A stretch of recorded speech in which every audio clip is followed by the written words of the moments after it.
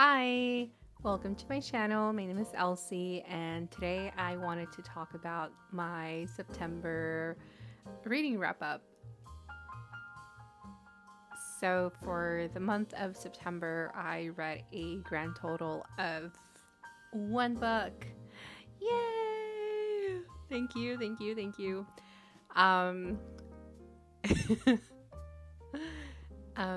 so I was only able to read one book in the month of September, and you know what? That is more than a lot of people read even in a year. So I'm happy. Reading is still reading, no matter how many books I read, or how many pages I read, or how much I read, or how much I don't read. But one book is not a lot. Is not a lot for me personally. And I was only able to read one book because I am in a devastating reading slump. I have been for the past year, pretty much at this point, and I'm trying to get over that. So it's gonna take some time. It's gonna take a lot of effort and time and energy. I already said time. Anyway, it's gonna take a lot for me to get out of that reading slump, but I am trying my best and I am pushing myself without being too hard. Maybe. So I only finished reading one book in September, like I said like 1,000 times at this point, but only one book, and I was able to finish with days to spare. Yay! So I think I had like 4 or 5 days left of the month when I finished reading the book, and I was like, you know what's gonna be fun to do, like really super fun? Setting myself up for failure. So that's what I did, yeah. I set the goal of reading a whole book before the end of the month so that I can say that I read 2 books at the end of September. But needless to say, I did not meet that goal. And I knew I wasn't going to, but at least I tried. But anyway, I'll talk about that later, some other video. But today, right now, I wanted to talk about the one book that I read. And I think maybe I'll talk about that second book. Maybe I would say I read a book and a half, almost a book and 2/3, if I'm being honest. Not quite there yet, but almost. But still, not 2 books, just one. Anyway, I read Promise Me Sunshine by Kara Bustone, and it was really nice. I really enjoyed reading this book. It's a romance, not really a romantic comedy, but there's some humor in it, but it talks a lot about some heavy topics, grief, and like depression and a little bit of anxiety. So it deals with like these heavy topics without it being too heavy. And I think that it was well written. It's a slow burn, which at first, how it starts off, I'm like, there's no way this is gonna be a slow burn. I think that, because right away there's like something there.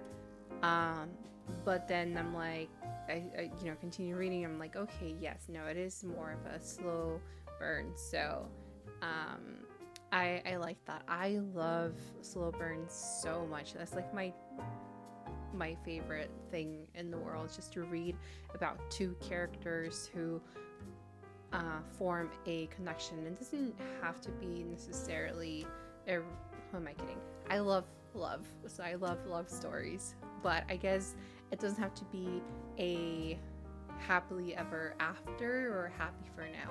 For me, even if the characters don't end up together for whatever reason, but they form this like very deep, intense connection, and it builds up throughout the book.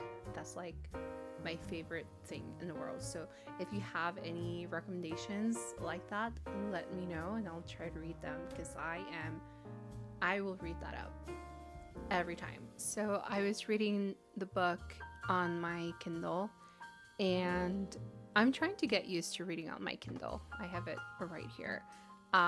It's the small thing. I have the basic. I bought it like maybe a year or two ago, so I've been reading on and off on it. But lately I've been wanting to get more into reading on a Kindle, because I can't really keep adding books to my collection.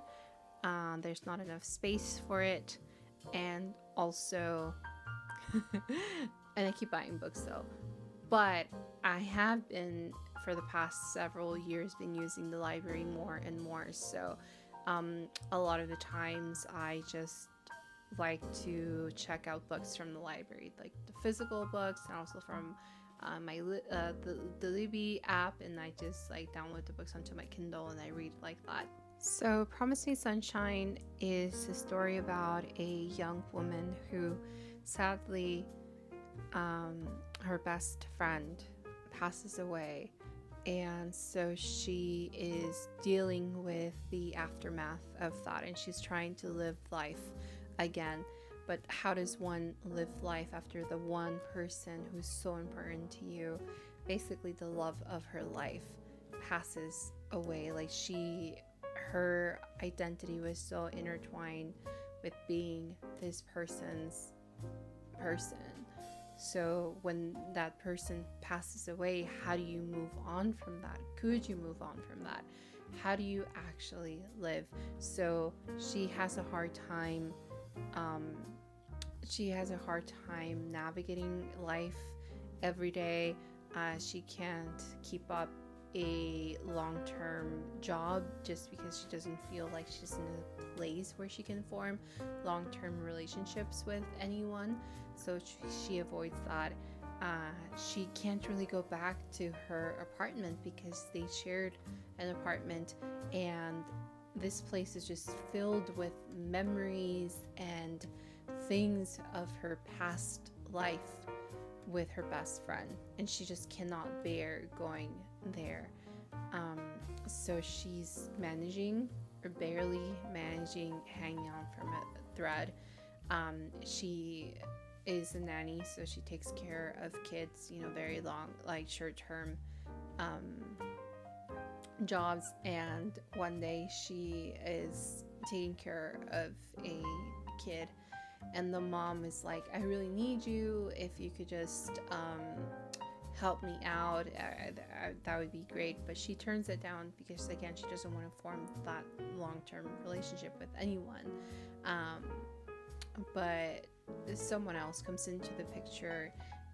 I don't want to spoil it too much, but someone else, the main guy, comes into the picture, and he convinces her to take care of the kid. He is the kid's uncle, so he wants to learn how to be active in the kid's life and also the mom's life. So he has struggled with forming a connection with them, and he saw how easily she made a connection with the kids, so he wants to learn from her. So they make a deal, and she decides to stay on the longer term, and just to help him out and kind of teach him, and in return he's gonna help her with this list, live life again list, something like that.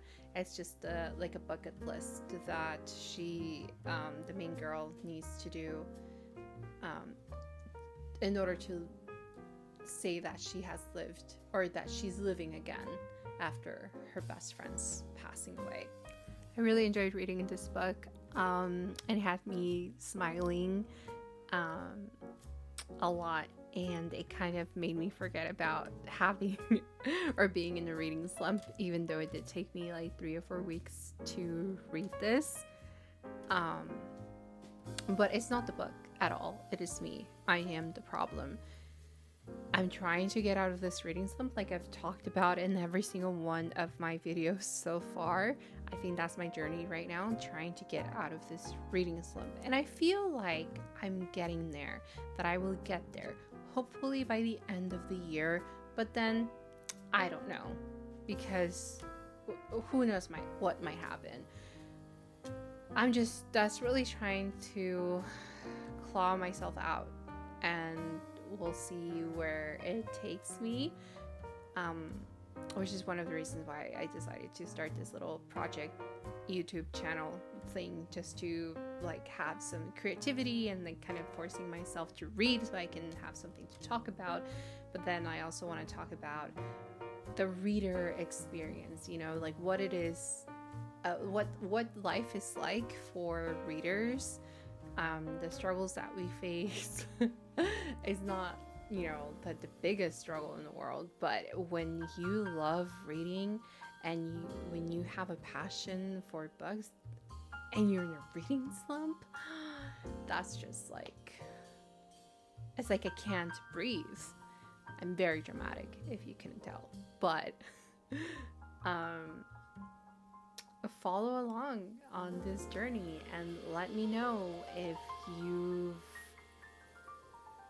dealt with a reading slump before. I'm sure that you have. I mean, if you're a reader, if you're watching this, you're a reader. And if you're a reader, then you've experienced at some point or another a reading slump.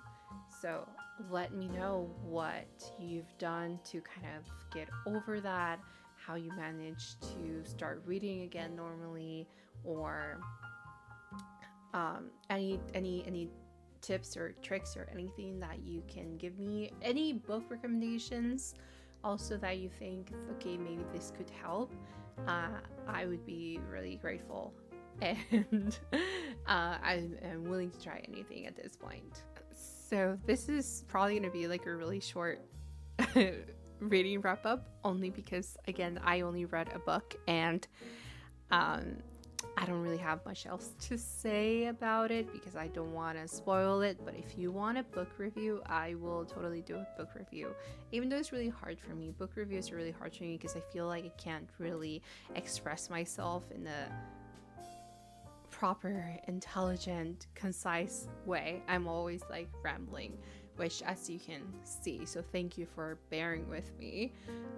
But also that's one of the other reasons why I decided to start this, so that I can practice expressing myself and like practice being a little bit more organized with my thoughts, and be a little bit less scatterbrain, or just, you know, let's see what I learn from making videos. Anyway, I think that's it for now. Thank you so much for watching. Again, let me know about any tips that you have for me for any reading slump. Let me know any recommendations that you have for any books at all. I'm willing to try anything. And yeah, let me know what you guys are reading right now, what you read in September, and what you're planning on reading in October or through the end of the year. So thank you so much for watching, and I'll see you on the next one. Bye!